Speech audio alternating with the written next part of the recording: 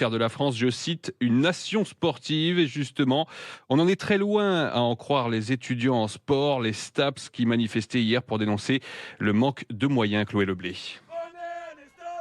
Tous vêtus de noir, les étudiants en sport se sont regroupés pour crier leur ras-de-bol. Et parmi eux, Tom brandit sa pancarte « STAPS oublié ». Moi je suis en spécialité football et pour s'échanger, on est dans des vestiaires préfabriqués, à 30 minutes à pied des amphis les plus proches. Et dans les amphithéâtres, difficile de trouver une place.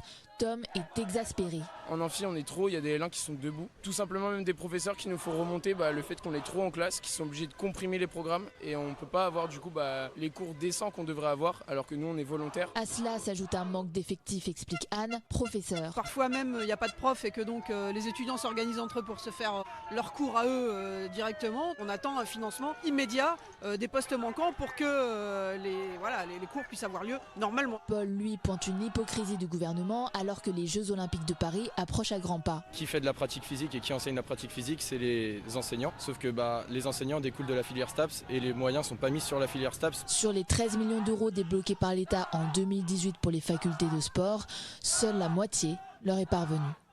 Un reportage Chloé Leblé.